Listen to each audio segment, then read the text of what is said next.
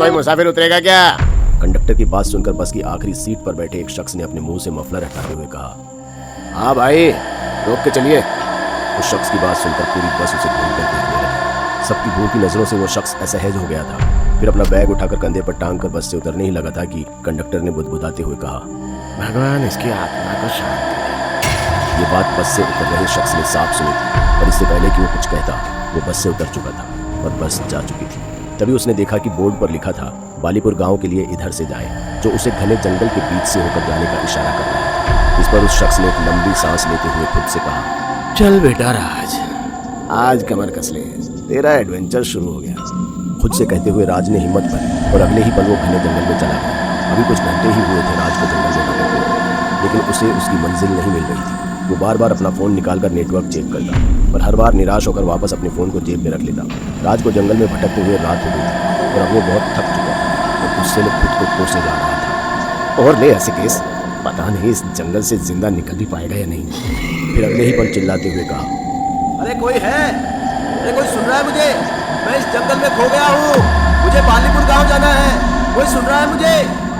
राज ने अभी अभी अपनी बात खत्म की ही थी कि अगले ही पल उसे जंगल के एक कोने से घोड़े के हिनहिनाने की आवाज़ आई, जिसे सुनकर राज एक पल को मुस्कुराने लगा था। उसे लगा था कि उसकी आवाज़ सुनकर कोई उसकी मदद के लिए आ रहा है, लेकिन कुछ पल बाद उसने जो देखा, उसे देखकर उसके पैरों के नीचे से जमीन खिसक गई। एक सिरकटी लाश घोड़े पर बैठकर हाथ में तलवार लिए राज को मारने के लिए उसकी ओर दौड़ी चली आ रही थी, जिसे देखकर राज का खून सूख गया था, उसके पैर जम गए थे। उसे समझ नहीं आ रहा था कि वो किस तरफ जाए कि तभी अंधेरे में से एक शख्स निकला और राज को धक्का देकर उसे जमीन पर गिरा दिया। फिर अपनी जेब से एक ताबीज़ निकालकर सिरकटी लाश को दिखाने लगा।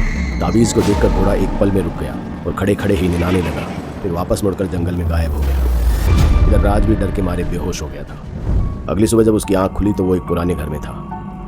उसने उठते ही सबसे पहले अपने सिर को छुआ और खुद को ये यकीन दिलाया कि वो अभी जिंदा है कि तभी एक शख्स राज के लिए चाय लेकर आया। लीजिए, चाय है, गरम है। वैसे आप तो कॉफी वाले होंगे ना? राज ने उस शख्स को पहली बार देखा था और ऐसे देखे जा रहा था जैसे पहले कभी कोई इंसान ना देखा हो। क्या हुआ, पहले कभी कोई जिंदा इंसान नहीं देखा क्या? कल रात मुझे बचाने वाले तुम ही थे? हाँ, मैं ही था और मेरा नाम किशोर है। मैं इस बालीपुर गांव का रहने वाला हूँ और मैंने ही आपको इस केस के सिलसिले में यहाँ बुलाया है। अरे तो मुझे लेने क्यों नहीं आए? खाम खा मुझे उस जंगल में मरने के लिए छोड़ दिया था। बता भी वहां पर मुझ पर एक तुम पर एक सिरकटे भूत ने हमला किया था। तुम्हें कैसे पता? इस मामले को सुलझाने के लिए ही तो मैंने आपको बुलाया है। देखो, मैं पैरानॉर्मल विषय का स्टूडेंट हूँ, कोई तांत्रिक या अघोरी नहीं हूँ जो मुर्दे से पूछकर उन्हें मुक्ति दिला दूं। देखो, मैं कुछ नहीं जानता, मुझे वापस जाना है। और जो मैंने एडवांस दिया था उसका क्या? एडवांस की बात सुनकर राज चुप हो गया, पर इससे पहले वो कुछ कहता तभी किशोर के पास रोते हुए एक लड़का आया। किशोर भैया, पापा को उसने मार दिया, मेरे पापा को उसने मार दिया किशोर भैया। ये सुनते ही किशोर उल्टे पैर उस लड़के के साथ दौड़ पड़ा और उसके पीछे पीछे राज भी। राज जगह पर गया तो उसके होश उड़ गए। जमीन पर एक सिरकटी लाश पड़ी हुई थी और उस लाश के आसपास उसके परिजन बिलख बिलख कर रो रहे थे। तभी गांव के मुखिया ने कहा, ये इस गांव की 21वीं लाश है। पता नहीं वो लाश हमसे क्या चाहती है। आधा गांव तो उस सिरकटी लाश के डर से गांव छोड़कर चला गया। अब जो बच गए हैं उन्हें वो लाश एक एक करके मारती जा रही है। मुखिया की बात सुनकर राज ने सबके सामने मुखिया से कहा, उसे मुक्ति चाहिए और वो मुक्ति के लिए तड़प रहा है और वो ये सब किसी के कहने पर करता है। वही तो है जो उसकी आड़ में अपना बदला निकाल रहा है। राज की बात सुनकर सबको सांप सूंघ गया था कि तभी मुखिया ने किशोर पर गुस्सा करते हुए कहा, किशोर, तुम ये शहर से किन पागलों को गांव में बुला लेते हो? और अगर बुला भी लेते हो तो अपने घर में रखा करो। इन्हें समझाओ कि गांव के मामलों में तो सिरकटी लाश के डर से गांव छोड़कर चला गया। अब जो बच गए हैं उन्हें वो लाश एक एक करके मारती जा रही है। मुखिया की बात सुनकर राज ने सबके सामने मुखिया से कहा, उसे मुक्ति चाहिए और वो मुक्ति के लिए तड़प रहा है और वो ये सब किसी के कहने पर करता है। वही तो है जो उसकी आड़ में अपना बदला निकाल रहा है। राज की बात सुनकर सबको सांप सूंघ गया था कि तभी मुखिया ने किशोर पर गुस्सा करते हुए कहा, किशोर, तुम ये शहर से किन पागलों को गांव में बुला लेते हो? और अगर बुला भी लेते हो तो अपने घर में रखा करो। इन्हें समझाओ कि गांव के मामलों में दखल ना दें, क्योंकि इन्हें कुछ पता तो होता नहीं है और ब्रीफ फोकट का ज्ञान बांटने चले आते हैं।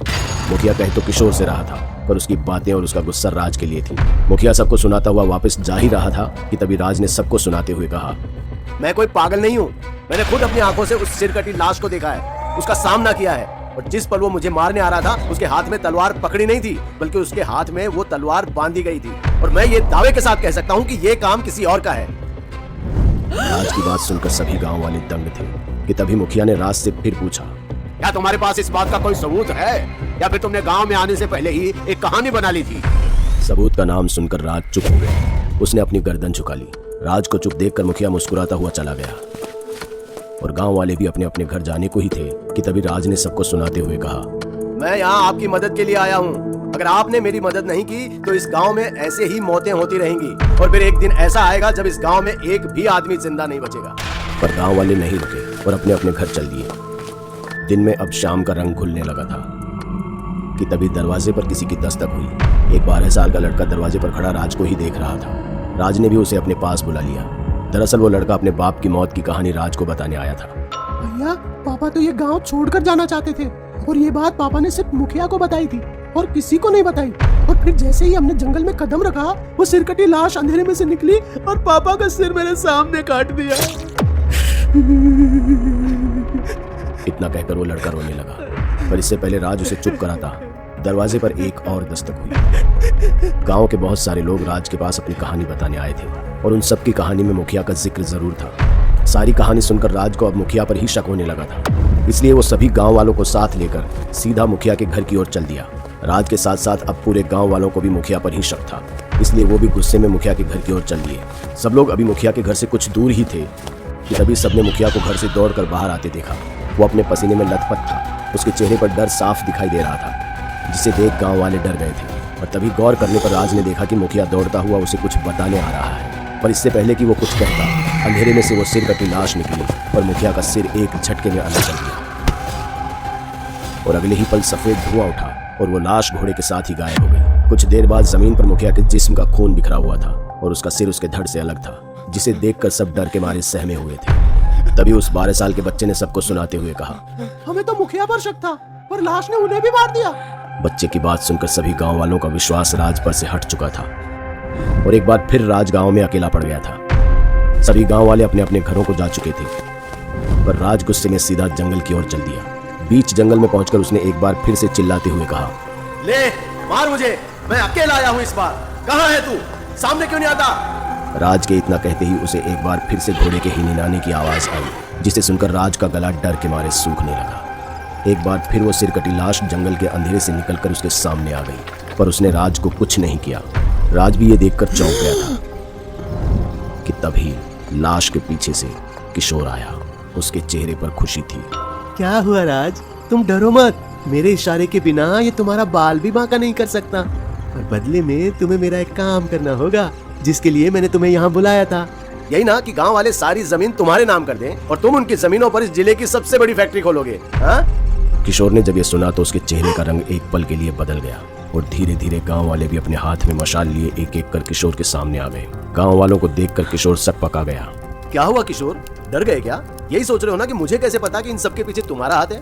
हाँ? दरअसल शक तो मुझे उस पहली रात को ही हो गया था, जब ताबीज की मदद से तुमने मुझे उस सिरकटी लाश से बचाया था और तुम्हारे सोने के बाद मैंने तुम्हारे घर की तलाशी ली थी। तब मुझे वो ताबीज भी मिला जो खाली था किशोर। और मेरा शक तब यकीन में बदल गया जब मैंने सारे गाँव वालों से उनकी कहानी सुनी और उनको ये बताया कि इसके पीछे मुखिया का हाथ है। और फिर तुमने उस तक पहुंचने से पहले ही उसको मरवा दिया। जब ये सिरकटी लाश मुखिया को मार रही थी तब मेरी नजर तुम पर थी किशोर। तुम मुखिया की लाश देखकर मुस्कुरा रहे थे। अब ये बताओ कि तुम आगे की कहानी खुद बताओगे या इन गांव वालों को मैं बोलूं कि तुम्हारे साथ साथ वो तुम्हारे सच को भी जिंदा जला दे?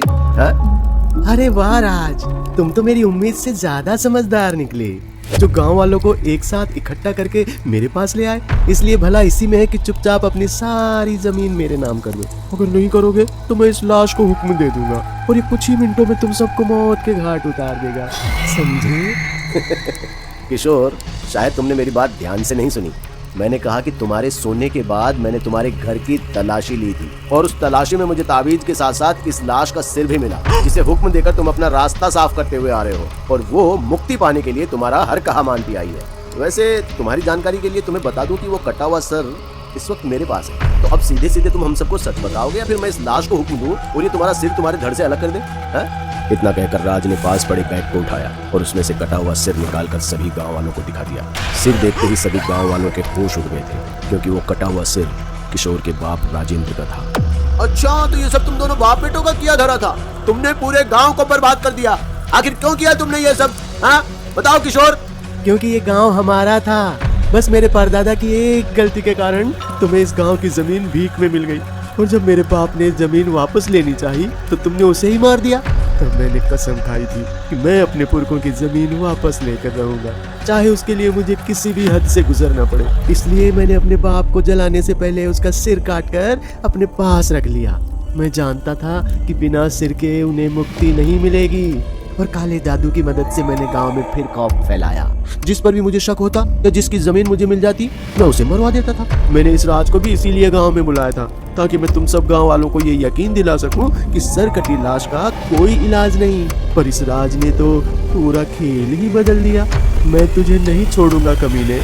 इतना कहकर किशोर राज को मारने के लिए उसकी तरफ बढ़ा ही था कि तभी राज ने सिर कटी लाश के सिर से कुछ कहा, और अगले ही पल घोड़ा फिर से ही नहीं आया और लाश सीधा किशोर का सिर कलम करने के लिए चल दी, जिसके डर से किशोर अंधेरे में ही जंगल में दौड़ पड़ा। पापा मैं आपका बेटा किशोर, मैं किशोर हूँ पापा मुझे मत मारिए। किशोर चिल्ला चिल्ला कर कहे जा रहा था, और कुछ देर बाद एक चीख के साथ किशोर की आखिरी चीख ने पूरा जंगल दहला दिया। किशोर के बाप ने अपने ही बेटे का सिर कलम कर दिया था। किशोर के मरने के बाद राज ने कटे हुए सिर को भी आग के हवाले कर दिया, जिससे उसे मुक्ति मिल गई, और गांव वाले भी हमेशा हमेशा के लिए उस आतंक से आजाद हो गए। दोस्तों अगर आप और स्टोरी देखने के लिए सब्सक्राइब करें हमारे चैनल को। यह स्टोरी के लेखक पुरुषोत्तम पटेल यानी मैं सेल्फ। यह सिर्फ वीडियो का ट्रेलर है। पूरा वीडियो देखने के लिए हमारे YouTube को सब्सक्राइब करें और बेल आइकन को जरूर दबाएं ताकि नोटिफिकेशन आपको मिलता रहे।